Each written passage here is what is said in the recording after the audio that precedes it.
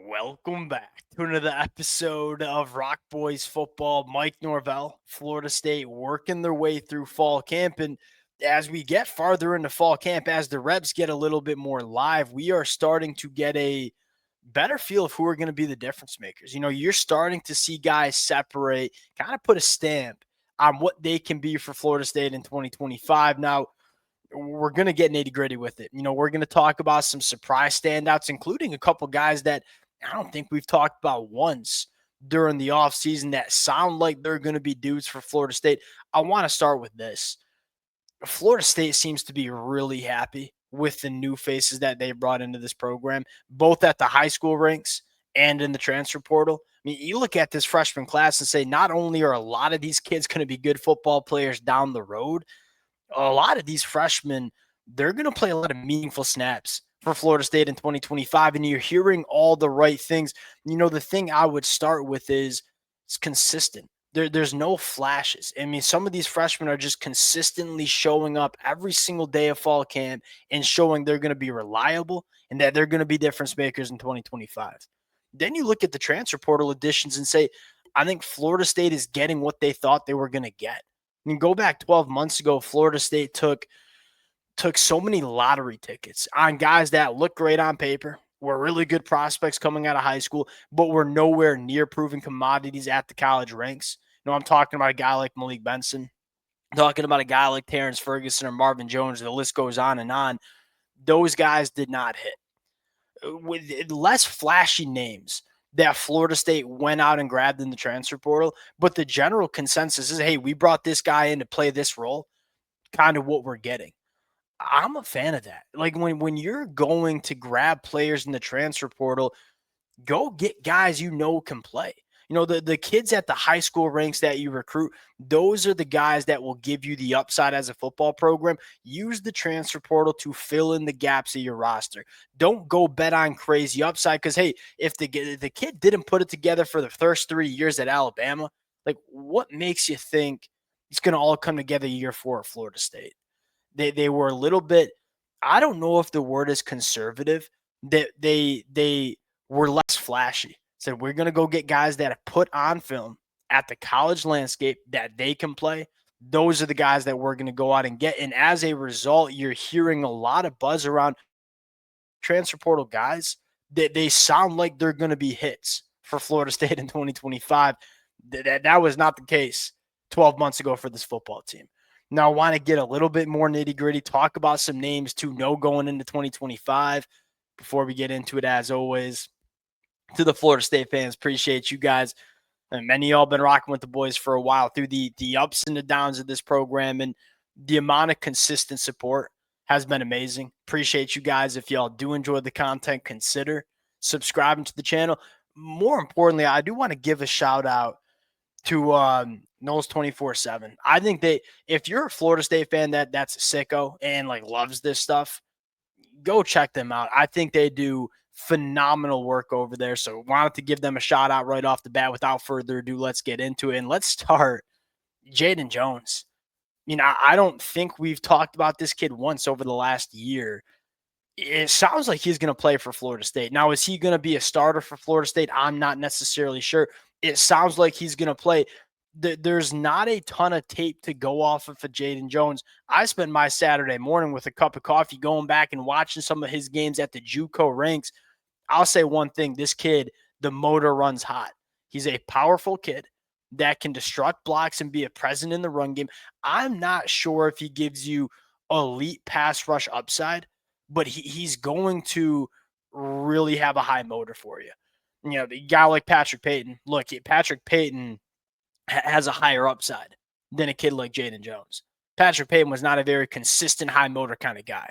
Like you go turn on the film with Jaden Jones and saying he's chasing down backside. He's pinning his ears back and relentlessly getting after the quarterback. Really good taking on kick out blocks.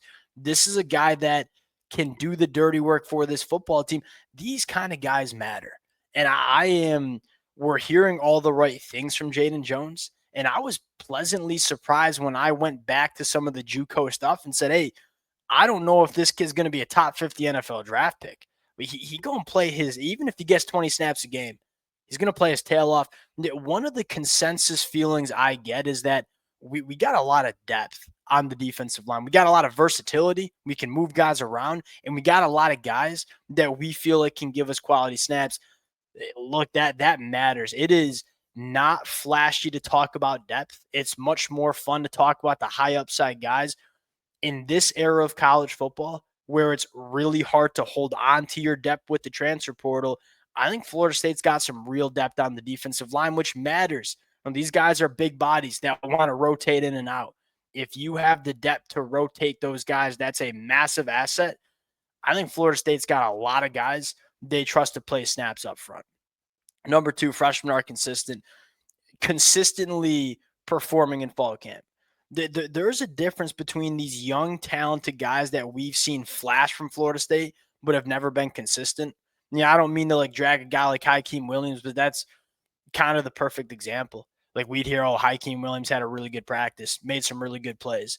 And then it's like radio silence for 2 weeks. Then he gets banged up with an injury. It's like it just never was consistent. And look, that's the difference. Like if you are a young kid, if you're a freshman and you want to go out there on Saturdays, you got to show that you're a consistent good football player.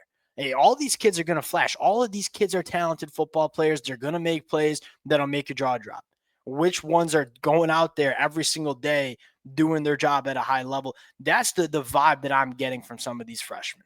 Javon Boggs, Usman Chroma, Kevin Wynn, Shamar No. Like, I'm not sure how much some of these freshmen are going to play, but it's becoming pretty clear that they're going to play a role in 2025. And that should excite Florida State fans not only immediately for 2025, but if Mike Norvell is going to get this program back on track, we got to start hitting at a higher rate at the high school ranks. I'm looking at this 2025 class that Florida State has coming in and saying, this might be, it's not necessarily the highest ranked class that Florida State has brought in. It might end up being the best class that Mike Norvell has signed during his time at Florida State, because there's a lot of guys, whether they're 4-star guys, whether they're 3-star guys, there's a lot of guys that seem to be good football players as freshmen. That matters, not only for 2025, but where this program is going over the next couple of years.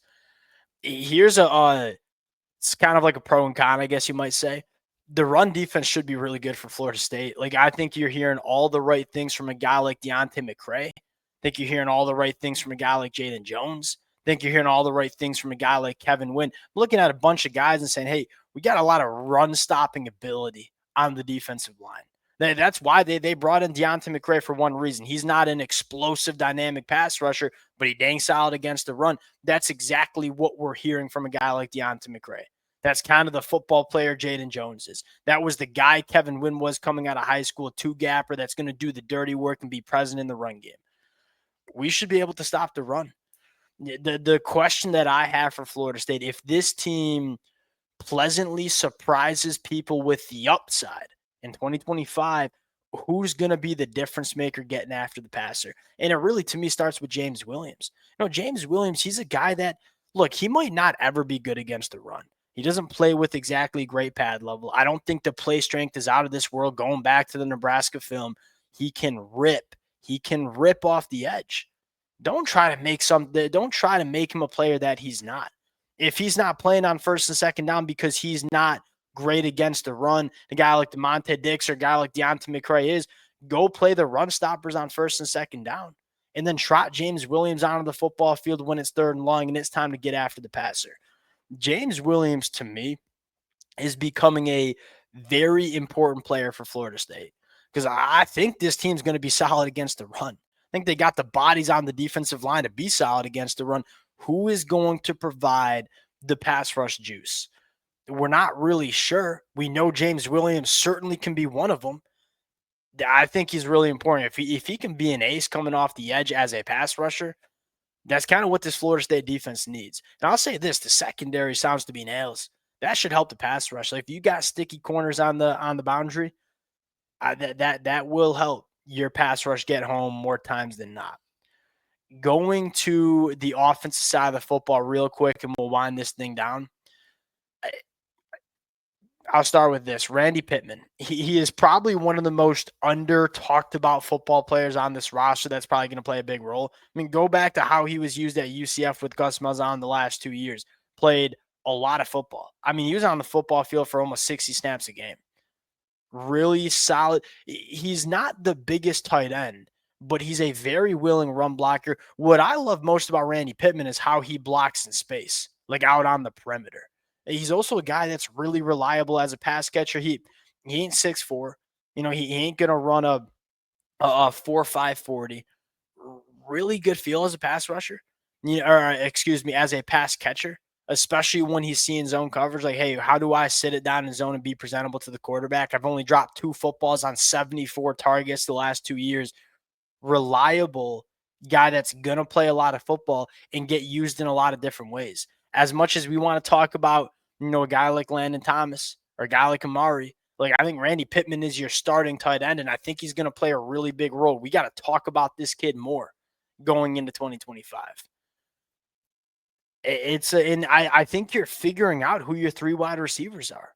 Squirrel White, Deuce Robinson, and I think it's going to be Javon Boggs. And that sounds like could be a really, really good 3 wide receiver group for Florida State.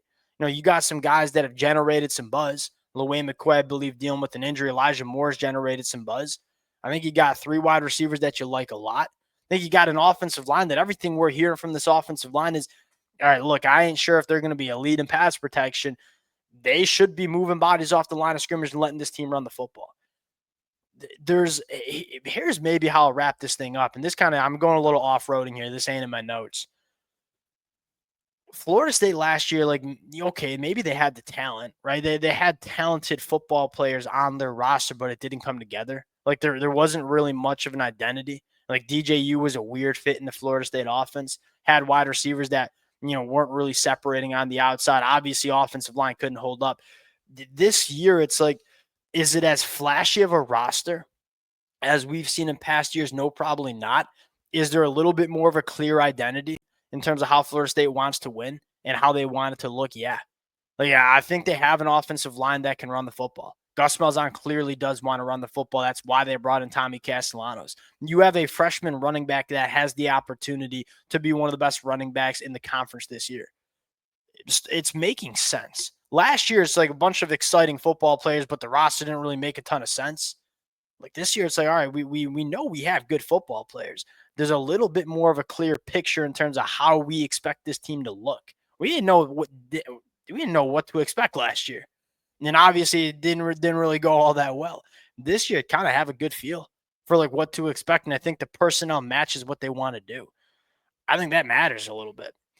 Here are some good things from Florida State in fall camp. It has me excited. And look, is this team going to win a national championship? No, probably not. But can they show that this program's going back in the right direction?